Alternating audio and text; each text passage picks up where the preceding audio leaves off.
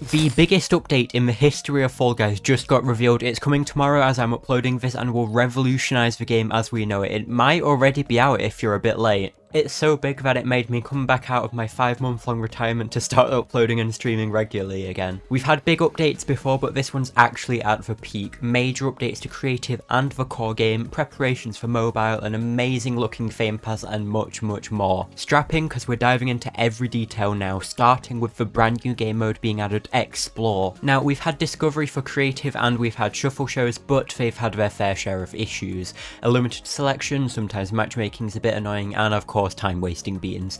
Some do it intentionally, others just struggle with harder levels, but either way we all know the pain of qualifying first and then having to wait what feels like forever just to end the round and get your few hundred fame. Well, all those issues are now resolved. Fall Guys Explore seems like it's going to be perfect. It's an endless mode that will throw you into a random creative level each time, and you can play quite literally as many as you want. You could go for hours or just hop in for 10 minutes if you want to get a few games in before bed or school or something. No matter how long or short you play, you'll be rewarded based on how many levels you've completed, including progressing your challenges, fame pass, and probably crown shards as well. You can play alone or with friends. You will be with up to 9 other beings in this mode, just like the previous shuffle shows. However, there's a big improvement. Whether you're struggling with a level, just not feeling it, stuck in some kind of way, whatever it may be, there's a skip button to just send you straight into another level.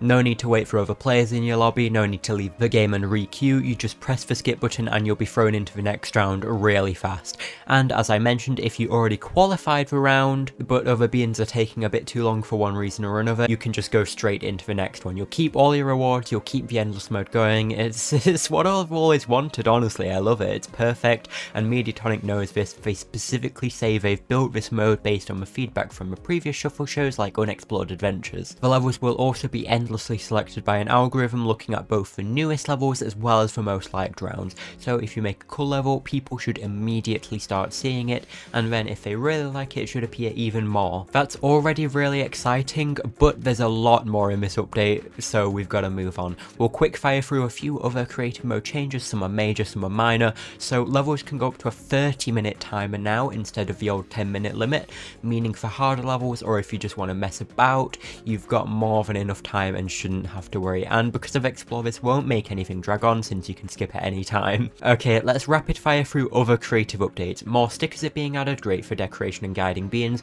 Invisible checkpoints, so they won't need to be hidden or look out of place. The jungle background from Legacy Season 5 is being added, so levels can more closely match that theme. Objects that have limits on how many you can place, like slam floors and boom blasters, will now be raised significantly. And last but certainly not least, because this is awesome, rotation controllers. Add even more versatility to your creative levels with rotation controllers, allowing you to set a selection of objects to rotate. You can just see the possibilities here with this part of the trailer. People are going to make some really incredible levels with this.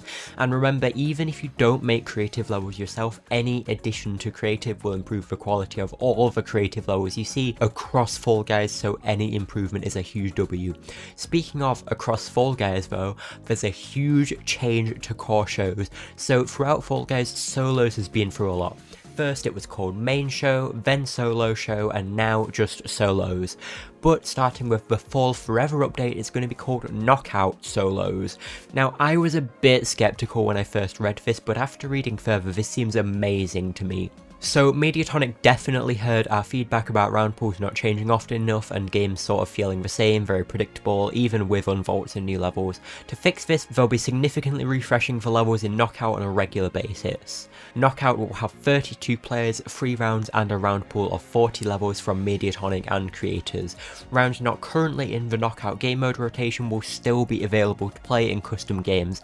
So all sounds really good to me, and similar changes will happen to what are now called Knockout Duos and Knockout Squads. 32 players and 3 rounds sounds really similar to a certain other game that also involves guys falling and stumbling over, but that isn't a bad thing. It'll make games snappier and more casual, less frustrating to lose in, and easier to win for the average player, but perhaps more importantly, this is definitely preparation for mobile. I'm gonna make a weird comparison, but hear me out. On mobile, people tend to watch short form content like YouTube Shorts and TikTok, while people on consoles or desktop might be more likely to watch long form videos. Obviously not always the case, but generally you might be playing mobile outside, in a waiting room for an appointment, anywhere really. It's a weird It's a weird analogy, but you get it. So having these quick and snappy games to play whenever you want and however much you want, while having the opportunity to stop every few minutes, is the key to Fall Guys succeeding on mobile. And this obviously applies even more to the new Explore mode and makes perfect sense why this update is doing all these things. But since Mediatonic doesn't want to reveal Fall Guys Mobile just yet, they've only given the other reasons I mentioned. But we've seen them test similar gameplay with quick solos, aka Turbo mode, which you'll know I absolutely loved if you've been watching my channel for a while.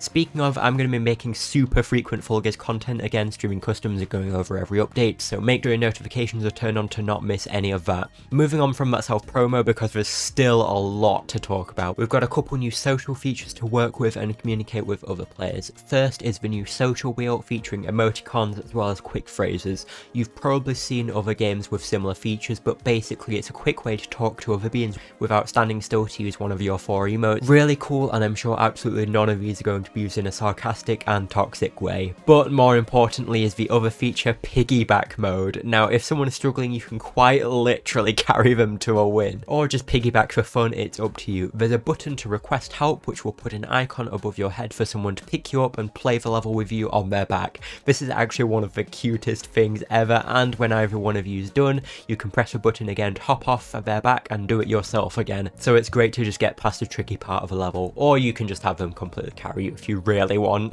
Now if that was all the features in the update, I think it'd still be the biggest, but you see there's still quite a bit of a video left, so it's time to talk about the changes to ragdolling and overall how your bean moves around in the game. We know the frustrations of Fall Guys physics, we all know. It's part of the game's charm, but at the same time, the random falling over, sometimes not being able to get back up, that kind of thing can be annoying. I don't think there's any actual clips of the new physics, so we'll have to wait and see how it feels, but they've gone into a bit of detail about the changes. Firstly, ragdoll and recovery changes, adjustments to a way the bean reacts to physics to reduce frustration and deliver a more fun gameplay experience. Obstacles will still ragdoll you, but they've reduced the amount that you ragdoll when there's seemingly no reason. For example, if you jump and land on the floor with enough momentum, your bean just gets desperate to taste the floor, and I don't blame him, it looks pretty tasty, but this should happen less often, and when you do fall over, you should be able to stand up faster and recover, so it's not as big of a deal. Second, jump height and acceleration changes, so jumping will be more lenient, presumably meaning it's just easier to make longer jumps, and you'll also reach the top running speed faster since obviously it takes a second or two from standing still or ragdolling to get back up to maximum speed. Change 3 out of 4 mid-air control. Mid. Why? Okay.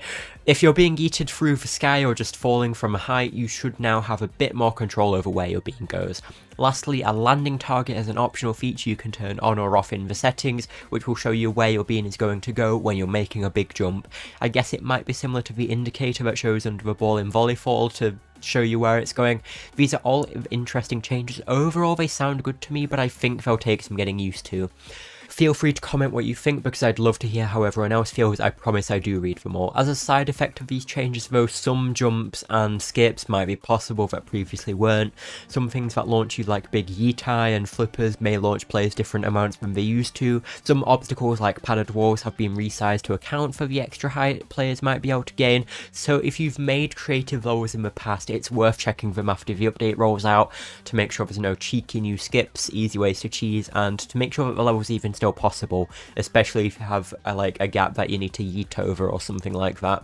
A few other miscellaneous changes in the new update. The show selector will now be called the game selector, mainly consisting of knockout, which is formerly solos, duos and squads, and the new explore mode. I guess this makes sense since things like shuffle shows won't be needed anymore, though don't worry, they say they'll still be occasionally bringing back classic LTMs people love, and I assume making new ones as well for events and things like that, so don't worry, it's not quite slam dunk over yet to the 2 basketball fans watching this. There's some changes to fame and challenges, but I'll wait a minute to talk about them alongside the new fame pass, so first I'll throw the list of bug fixes on screen. Most of these are quite minor and won't have impacted most players, but there's still a couple neat things like trapezes being fixed for Switch players, the like and dislike panel on creative level shouldn't be broken or making you accidentally press the wrong thing anymore. You should be able to pick up a power up as soon as it spawns on the spawner. Crown rank rewards will show properly again. Okay, I'm not listing them all, but I'll give you a moment to pause if you want to have a proper read, because maybe there's some bugs you're waiting to be fixed, I don't know. But with that out of the way, here is the new Fame Pass. It runs from Tuesday, the 7th of May 2024, the same day the update releases, up until the 4th of June, so only 4 weeks. That's actually the shortest Fame Pass ever, assuming it doesn't get delayed. I don't have too much to say about the pass itself, since I plan on doing my own reaction video to it once it actually releases and we can see every level of it, but I gotta say I love this fire costume, which is called the Sir Blaze Bright costume. The Comfy Carry costume is based on the new piggybacking mechanic and is adorable, and the Rainbow Corn costume exists, unfortunately. I'm going to see this in my nightmares, those teeth scare me. Okay, but speaking of Fame Passes, if you played the game during the current one between March and May 2024, you'll know that it's 300 levels. For some reason, it's 300 levels.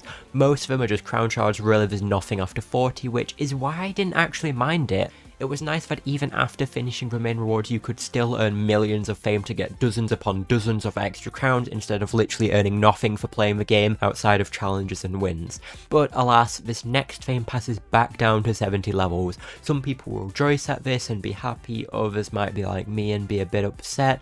A lot of you probably just feel indifferent, honestly. But in addition to this, they've made it slightly easier to earn fame. When you're playing the main game now called Knockout, you should earn a bit of extra fame each time, and challenges should also provide more. Obviously, don't forget that Explore should also give a pretty good amount. The amounts in this trailer are almost certainly placeholders and not accurate, but this is roughly how it will pop up in game after playing a lot of Explore. These changes make sense since they're planning on this pass being just 4 weeks, though I still expect the usual double fame for the last week or two. I'm really excited to dive into all this. I'm so ready to make so many live streams and videos on all this new stuff in the update, and just really get back into Fall Guys as a whole, not to mention the precedent this sets for the future of Fall Guys. This update seems to really focus on community feedback, keeping the game alive long term, and of course Explore and Knockout are clear signs that mobile is nearly here, and they're really trying to make sure the launch is as successful as it can be. Because of the focus on community feedback, I do just want to say that in this blog they do ask at certain points for us to provide feedback on the update itself after it releases,